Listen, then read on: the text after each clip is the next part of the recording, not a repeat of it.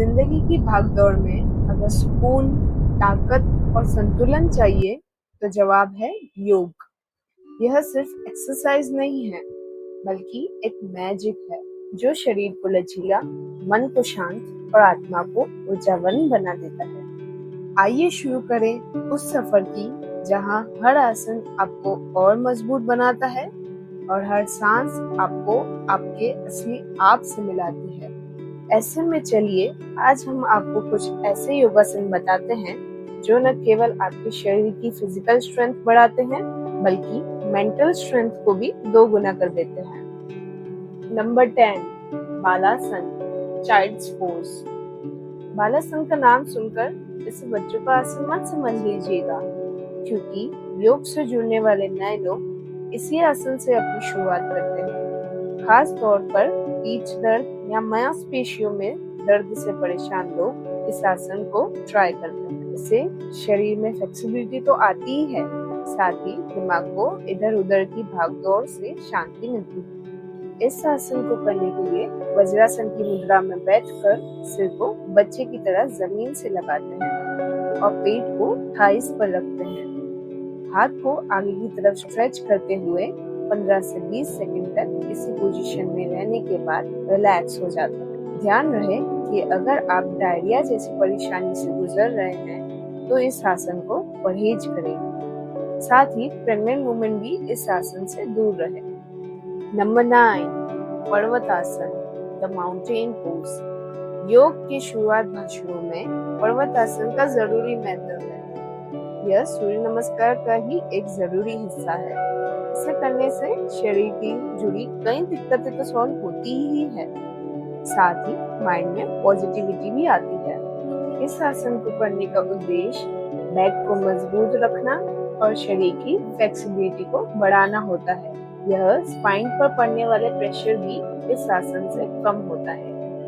इसे करने के लिए आपको जमीन पर सीधा खड़े होकर अपनी अपर बॉडी को नीचे की तरफ झुकाना होता है और ऐसा करते हुए हाथ पैर बिल्कुल सीधे होने चाहिए। अगर आपकी पीठ, कंधे और कमर में कोई गहरी चोट है तो इस आसन को करने से बचें। नंबर 8, हाई प्लैंक, फलक आसन।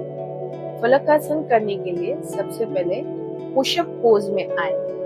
हथेलियां कंधों के नीचे टिकाएं, टांगे सीधी रखें और पूरे शरीर को सिर से एड़ी तक सीधी रेखा में रखें। सांस सामान्य ले। यह आसन कोर, हाथ और कंधों को मजबूत करता है, पीठ को स्थिरता देता है और बैलेंस सुधारता है। अगर कलाई या कंधे में चोट है तो इसे ना करें और शुरुआत में कम समय तक ही अभ्यास करें।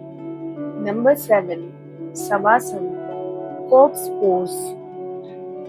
इस आसन को कई लोग आलस से जोड़कर भी देखते हैं, लेकिन इस आसन के फायदे चमत्कारी है।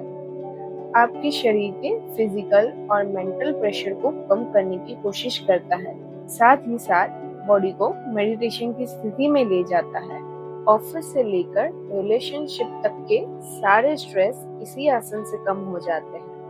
साथ ही आपकी मेमोरी और फोकसिंग पावर में भी सुधार दिखाई देता है।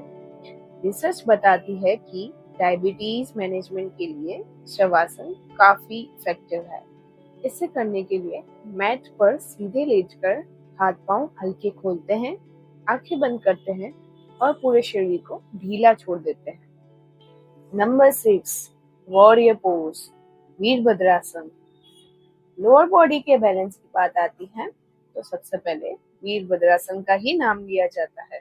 इसे करने से फेफड़े, पीठ और शोल्डर की स्ट्रेचिंग होती है और कंधों को मजबूती मिलती है।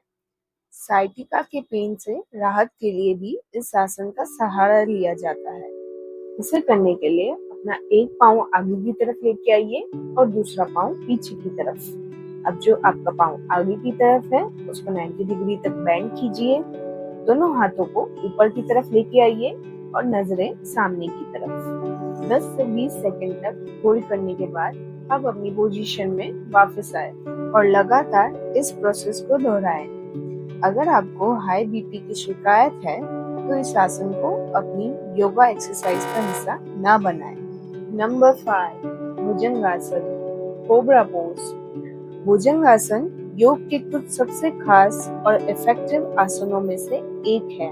अगर आपने इसमें मास्टर कर लिया तो आपके शरीर में होने वाले एनर्जी बूस्ट और ट्रांजिशन को आप खुद महसूस कर पाएंगे।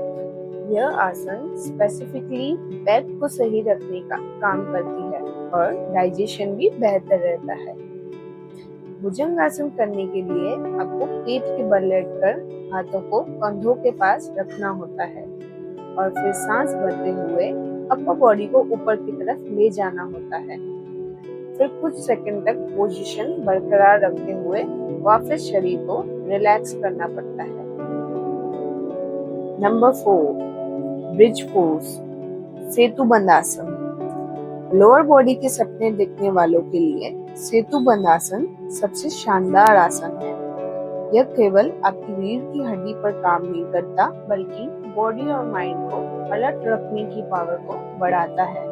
इससे शरीर में ताजगी का एहसास बना रहता है और आपका ब्लड सर्कुलेशन पहले से बेहतर हो जाता है। इसे करने के लिए पीठ के बल लेटे, घुटने मोड़कर पैर जमीन पर रखें और सांस भरते हुए कमर को ऊपर उठाएं। कुछ सांसों तक रुककर धीरे धीरे वापस आएं। नंबर 3, लो पोज, धनुरासन। बैक पेन और मसल पेन की शिकायत रखने वाले लोगों के लिए धनुरासन किसी रामबाण से कम नहीं है। यह रीढ़ की हड्डी को मजबूती देने के साथ शरीर को फ्लेक्सिबल बनाता है। यह बॉडी के पोस्चर को सुधारता है और मसल्स को स्ट्रेच करता है। अस्थमा से जूझने वाले लोगों के लिए भी यह आसन काफी कारगर है क्योंकि धनुरासन लंग्स की ब्रीथिंग कैपेसिटी को बढ़ाने का काम करता है। इसे करने के लिए पेट के बल लेटे, घुटनों को मोड़कर पैरों की एड़ियां पकड़े और सांस भरते हुए अपनी पूरी बॉडी को ऊपर की तरफ उठाइए। कुछ सांसों तक इसी स्थिति में रहे, फिर धीरे धीरे वापस आए। नंबर 2, पश्चिमोत्तानासन। यह आसन रीढ़ और हैमस्ट्रिंग को स्ट्रेच करता है, पाचन सुधारता है और मन को शांत करता है। नंबर 1, पवन मुक्तासन। यह आसन गैस, पाचन और पेट की चर्बी कम करने में सहायक है। लेकिन अगर पीठ या गर्दन में दर्द है तो सावधानी रखें। इसे करने के लिए पीठ के बल लेट जाइए, घुटनों को मोड़कर चेस्ट से लगाएं, फिर सिर उठाकर अपने नाक को घुटनों तक टच करने की कोशिश कीजिए और बस कुछ सेकंड्स तक होल्ड करने के बाद रिलैक्स हो जाइए। उम्मीद है दोस्तों आपको मेरी ये वीडियो काफी पसंद आई होगी।